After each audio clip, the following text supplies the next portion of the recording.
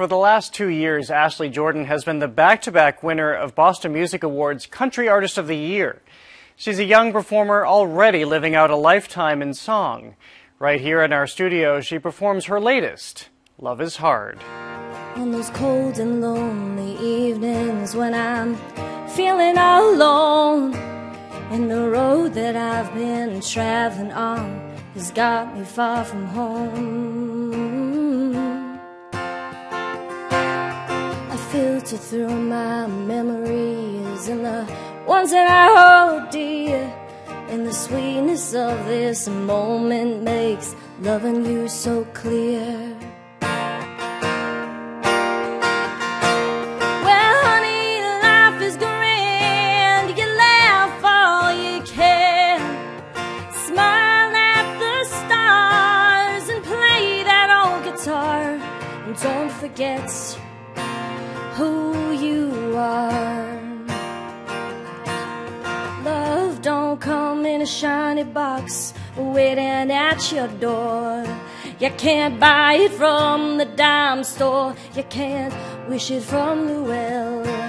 Oh, sometimes it really hurts like hell, even though you've come so far. Well, baby, love is hard.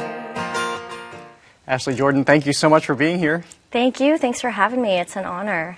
Well, it's our privilege. I was just watching you perform, and it seemed to me that you disappeared somewhere. Mm-hmm. Is that what happens to you when you perform? I absolutely do, all the time, like especially when it's an emotional song, or even like the last one was a new one, so I'm just like trying to live that song and express the emotion, because I think that's the best part when you see a performer, is like seeing them connecting with that song and helping other people to connect with the song. So hopefully I can do that. Well, I was also thinking as I was listening to it that you have big stories to tell. You're a young person, but you have lifetime stories that you're telling already. Lots of stories. Yeah, I always say it's like when I'm writing, it's kind of like my diary, that I'm just putting it out there, and like I just really like country songs and just songs in general that tell the truth and are kind of honest, you know, because I think other people can connect to it that way. So, yeah, lots of songs in the works too. Oh, really? Yes.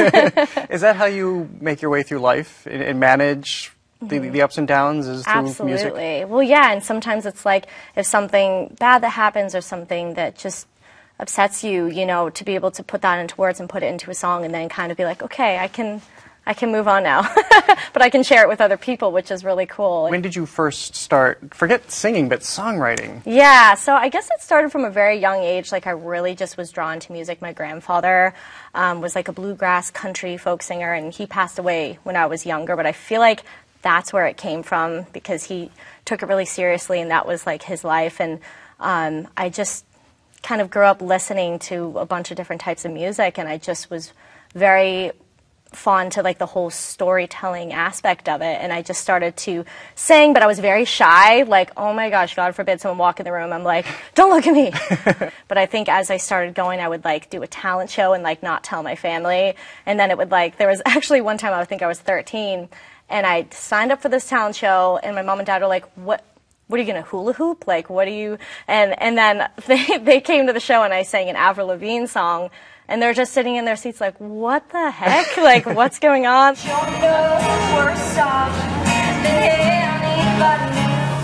I knew about your busking in Harvard Square, and it's so interesting to hear how anxious you were at the beginning. But you were courageous enough to step out onto the street. Yeah, that actually had happened because I was doing an open mic, and there was this guy that got up on stage, and he looked really cool. I didn't know what he was going to perform, but he had like tattoos like all over, like shaved head. And I'm like, oh, he's going to get up there and do like hard rock. And he got up there and sang like these beautiful, like soulful singer-songwriter, kind of like Matt Nathanson kind of songs. And I'm like, who is this guy? Like he played the guitar like a god. Like I was like, oh my gosh. So I walked right up to him. I was like 14 years old, and I was like, hi, like I want to play guitar like you. Will you teach me? And he was like, sure. So literally started working with this guy. His name was John Gerard, and he just taught me all of these things that like I never would have learned from any kind of traditional like guitar lessons, because I had tried them and I was like, no, I'm not feeling it. But he taught me in a way with like not like music notes or anything, but just like it's like how you feel it. He would really want you to show that emotion, even if you got the words wrong or you messed something up. He's like, people are going to remember the emotion, what they felt when you sang. And I'm like, that's an interesting point. So he had a lot of really interesting points, and I'm like, I would never have learned this from just any traditional kind of music lesson. You mentioned country music in particular, about storytelling. What is it about the genre that it just works so well? The more country music I started listening to, I just felt that the storytelling was much more real and honest and just kind of off the cuff, and just the sounds of country music too, just everything that it stands for. I'm just like, I really love it, and I thought my voice kind of fit that in a way. People would say that I would do sort of a little, not really yodel, but kind of something like that. So I just felt that I fit into that, and since my grandfather did that, I would go back and listen to his songs, just really real, honest topics, and I thought it was beautiful. I keep thinking about what you give us in song. Is there anything that you hold back? Do you put everything out there? There's been a couple songs, like ones for the newest record, where it's like about like an ex-boyfriend or something. I'm trying not to be too specific. Because, like, to my poor boyfriend now, I'm like, I put it out there, and I'm like, I feel so bad, you know, like, but you want to talk about things that you feel like other people can relate to in a way, too, and I'm like, telling these details sometimes are really a big part of the song. Like, I know you guys had Laura McKenna on the show, such a big fan of her, by the way, and she'll write a song, and she'll be like, I'm standing in the kitchen, and you know, the color of the shirt pocket that, like, you know what I mean? Like the details like that. And I'm like, that's what makes me love some of her music. So I'm like, there's certain things where I want to put it in, but I'm like, I don't want to offend anyone by talking about a certain person or anything like that. So it's like it's a, you know, vulnerable place to be sometimes. And you've already been doing this for so long. Have you noticed a change in yourself, either how you're singing or how you're writing? Definitely. I'll have people who come to shows and they'll be like, oh, you know, play this song off of your first album. And I'm like, uh-oh. Because there's so many songs. I'm like, I couldn't even tell you the first beginning of that, because there's, you know, I'll go back and listen to my first album that I did when I was like 15 or 16, and my voice is a lot higher. I think obviously the guitar playing is different, so I'll like almost get offended that someone will be like, oh, I bought your first album on iTunes. I'm like, why did you do that? I'm like, I'm not like embarrassed, but I'm just like, oh my gosh, like that's not what I sound like right now. So I'm very critical of myself. Like I'm such a perfectionist. So I'll go back and look at things. I'm like, oh, you know, so. So you're going to play us out with your song, Angels. Tell me a little bit about that song. Yeah, so the cool thing about this song was it was my first way into the Grammy organization.